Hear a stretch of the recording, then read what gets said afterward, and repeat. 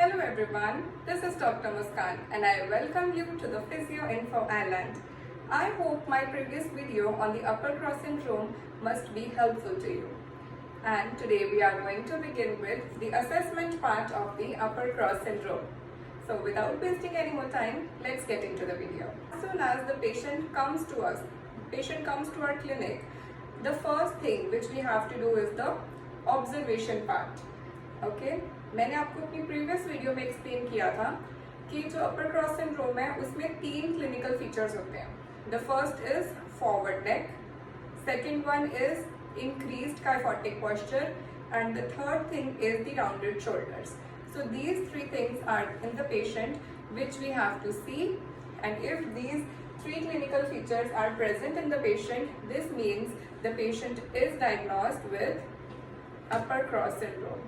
So this is the clinical feature, clinical characteristic of the upper cross syndrome. Along with that, there are 2 other things which are scapular winging. The scapular winging happens because of the instability of the posterior muscles.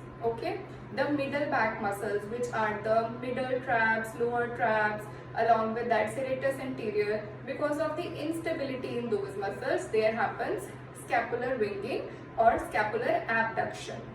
All right. Along with that, there may be muscle asymmetry.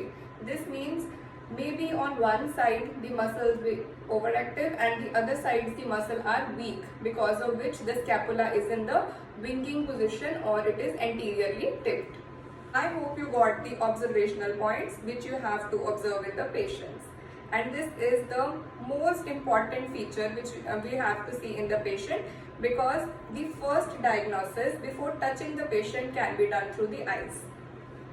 So after the postural observation, let's come to the cervical range of motion testing, which is very important because the key symptom in the upper cross syndrome is also neck stiffness and reduced mobility. So we are going to assess the cervical range of motion. Cervical flexion, extension, rotation, lateral flexion. So how it will be?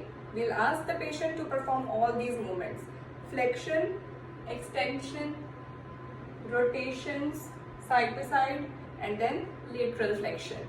If there will be any restriction or discomfort which is experienced by the patient, this means there is some pathology in this ranges. So we can further on check for the upper cross syndrome and rule out the other things.